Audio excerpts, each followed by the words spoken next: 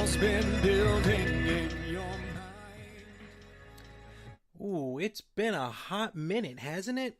Wow, it's been a little while, but I'm back with the Pro Slam World Podcast. Larry Mormon here, and took a little bit of a hiatus, kind of a bit of a regroup session.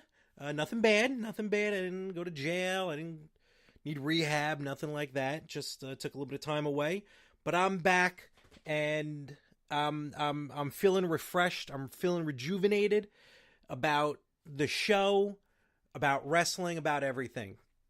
I mean, for crying out loud, I was in Brooklyn for SummerSlam that entire weekend. 6 trips to the Barclays Center in 5 days. That's the passion that I bring with it. It was pretty cool, actually. I did 2 meet and greets. The first one, I met, at the time, the women's champions, Asuka, Naomi, and Alexa Bliss. As you all know, Alexa is the one I was really waiting for, so that worked out well. Then in the next night, Sasha Banks. That was the morning of NXT TakeOver. And then, of course, NXT TakeOver Brooklyn 3, SummerSlam, Raw, SmackDown. I was there for all of it. It's been a few weeks. Everyone knows what happened during those shows. They were tremendous shows. The Brooklyn crowd, again, living up to its moniker of being a rough crowd. Hashtag Beach Ball. I mean, the Beach Ball became the entity in these, especially during Raw and SmackDown, to the point where it got too much. I mean, if you're not crazy about the match, don't watch the match. The Beach Ball, here's where the problem started with the Beach Ball during SummerSlam, when Cesaro ran out into the crowd and grabbed the Beach Ball. That was it. That caused, now everyone, at least at the Barclays Center, I doubt they're doing it anywhere else, but in Brooklyn, they brought it out. I mean, for Raw, there was, throughout the evening, probably 6 or 7 beach balls. SmackDown, there was 5 beach balls at once going. So a little too much. Brooklyn crowd, step it back a bit. And I'm part of that Brooklyn crowd, don't get me wrong. But step it back just a little bit, just a tad. Alexa Bliss got my plaque signed, which was really, really good, until I had to. It was in the frame, in the glass and everything from WWEshop.com. I figured I'd get the glass signed. But then, there was a guy in front of me who had just the mat, and I'm 15 people away from getting my autograph, and I'm like, you know what? This isn't going to work with the glass. I've been carrying it all day. So I popped it out of the frame. Of course, all the tabs in the back broke, so into the garbage right then and there went the frame and the glass. Got the piece signed by Alexa. Got a nice 8x10 with Naomi and Asuka. But Alexa Bliss, the size of the piece is 12.5 by 14.5, which is not a standard size piece for framing, apparently. So that took me a little while to find a frame. Luckily, I found a good one, fairly inexpensive. Got it hanging on the wall right now. And just literally, about 2 hours ago, I just got home from an autograph signing out here on Long Island with Mick Foley. Foley did an autograph signing at a place in Smithtown, a comic book store, Fourth World Comics. Nice place, great place. Had a lot of cool stuff on sale. Mick did the autograph signing for a fundraiser for Hurricane Harvey. So that was very nice. Unfortunately, I hate to say it, but we may be doing another fundraiser, or he may be doing some more fundraisers now with the new hurricane, Irma. Yeah, right. Hurricane Irma. Yeah, I don't know. I keep getting these names all confused. But definitely. Well, first of all, those in Texas, Houston, Louisiana, be safe. In Florida now, definitely be prepared, because these are just some nasty hurricanes. But we're strong, we're tough, we're a people, we're a nation of one.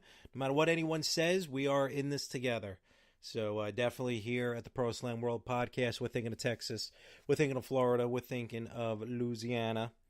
And there's, those are, Florida and Houston are some hotbeds for professional wrestling. not only the independents, but WWE, Florida Championship Wrestling back in the day, WCCW there in Texas. So we got some wrestling fans down there. Definitely be safe. Be careful.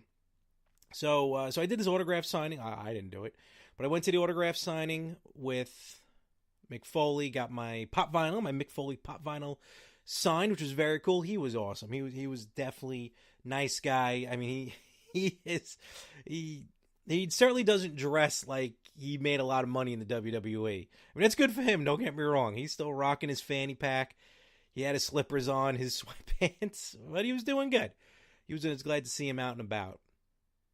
If you don't know by now, I collect pop vinyls, probably to an obsession, but I collect pop vinyls, but I like to get them signed. I got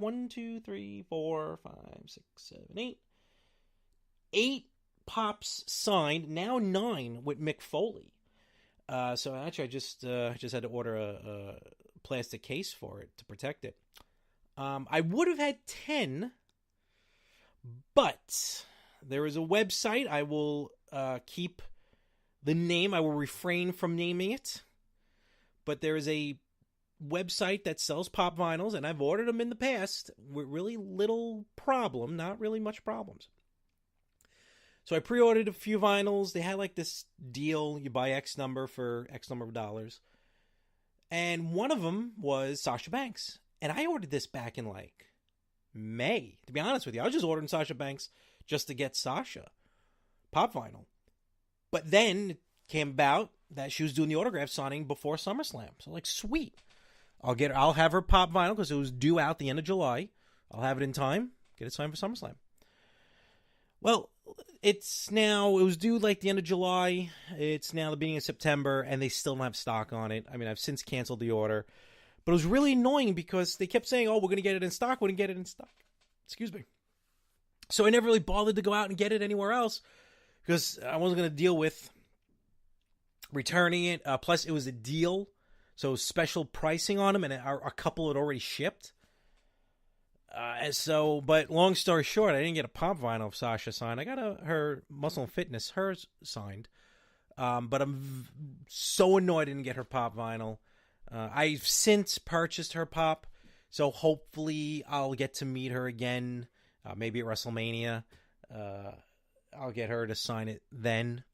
But man, so annoying because I wanted to get that pop vinyl. But I've got, I've done pretty good with autographs, with photos. It's funny, the 2 superstars I've met in the wild, quote unquote. Christian, I think I told that story a few podcasts ago. He was on the streets of New York City right after New York Comic-Con last year. So I took a picture with him like 3 blocks from the Javits. So that was kind of tough because I didn't want a crowd around him. Not because of me, because of him. And then outside of Access, WrestleMania Access, I forgot which one, ran into David Flair and his family. So that was kind of cool. We were both trying to hail cabs to go home that night. I think it was in Georgia. I'm not sure. I think it was the one when the Horsemen went into the Hall of Fame. I can't remember. But we were both hailing cabs. He was with his wife and his 2 kids. I'm with my dad. And we locked eyes. So I'm like, David Flair. And he kind of nods his head a little bit. Again, he doesn't want to crowd around him. He's got his 2 young kids with him. So I kind of went over, shook his hand. I'm like, hey, how you doing? Nice to meet you. And then I remember I didn't even ask him. I remember I asked his wife. I'm like, is it cool if I take a picture with your husband? Because he had his kids and everything. And if they say no, if Christian would have said no to the photo, if David would have said no to the photo, I'd have zero problem with it. I get it. They're in public. David Flair was with his family, with his kids. So, but she was cool. She was like, yeah, no problem. Take a picture. So I have a picture with David Flair. We both respectively hailed our cabs. And then I think he got back to the hotel before we did. He may have been in the same hotel as us. I don't remember. So I've been pretty lucky kind of to run into him in person. My autographs, though, I got a lot of good autographs. Jake the Snake Roberts got his autograph one year. He was also selling T-shirts. It was right after he went into the Hall of Fame. He was selling T-shirts. He tried to sell me one. I was like, no, I'm good. No, thank you. And he was like, come on, man. Like, he was begging me. He's like, come on, buy a T-shirt. Like, I really don't want a t-shirt. Thank you, though. What'd he say? He goes, come on, man. I got to, all the ones I don't sell, I got to take home. I don't want to take these home. Come on. So he kind of twisted my arm into buying a t-shirt that I have somewhere now. A Jake the Snake Hall of Fame t-shirt. I tugged on my heartstrings. Lanny Poffo. This was the best one, the genius. So I get Lanny Poffo's autograph, and Lanny Poffo is the brother of Macho Man, Randy Savage. And again, this is right after Savage went into the Hall of Fame. And Lanny Poffo had Randy Savage's Hall of Fame ring because he inducted him to the Hall of Fame. So I guess they gave the genius his ring. So I was like, oh, cool, sweet. You know, I'm looking at it. He's wearing it. I'm looking at it. And then Genius goes, here you go, take it. He just hands me the ring. Just blatantly hands me the ring. If I wasn't fat and if I could run fast and if someone was already started the car and if I had horrible morals, I'd have that ring right now with me. Because that's how easy he just handed it to me. It was hysterical.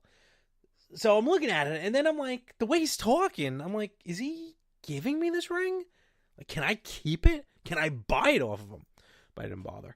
It was a heavy ring, though. Those Hall of Fame rings are heavy. I remember it was inscribed on the inside Macho Man, Randy Savage. I think he also said it on the outside. No, the inside inscription may have said something different. I think the outside said Macho Man. But it was a nice ring, heavy ring. But it was cool. It was cool to hold Savage's Hall of Fame ring. So I've got his autograph. Yeah, I've gotten a bunch. You can go to my Facebook page, More365, MOHR365. I have a whole section of photos dedicated to autographs, and a lot of which are wrestling ones. So it's pretty cool. And the best place to sometimes get autographs are at indie shows. I've gotten my Intercontinental Championship signed by Cody Rhodes before Evolve in Brooklyn last year, before SummerSlam. You know, it's like I said, you never know who you're going to meet at the indies. You never know who you're seeing starting out in their first match. You never know who you're going to see coming through for one of their last matches. I've got definitely my fair share of autographs. And you can too. And remember, speaking of independent wrestling, folks, don't forget, Saturday night, September 30th, Metuchen. I'm never going to pronounce it right. Let's just get it through there. New Jersey, Saturday night, September 30th. Pro Wrestling Syndicate returns with Refuse to Lose. First and second rows are gone, but every seat in the house is $20. Go to ProWrestlingSyndicate.com right now to get your ticket to see the return of Pro Wrestling Syndicate. I'll be there. Wrestlers are going to be there. It's going to be phenomenal. Go to ProWrestlingSyndicate.com to get more information on the show. And again, to get your tickets. And I'm going to call this one a little bit early today. I had some, like I said, I just got home. It took a while. That line was a long line for Mick Foley. And not that there was a lot of people. It just took a while. So I'm beat right now. Gotta be honest with you. So I'm going to call it a little early this time. Plus, it's only me. Who wants to hear me talk for an extended period of time by myself? I don't even want to do that. But support independent wrestling. Support Pro Wrestling Syndicate. And also check out, I'm going to do a little cross-promotional plug here.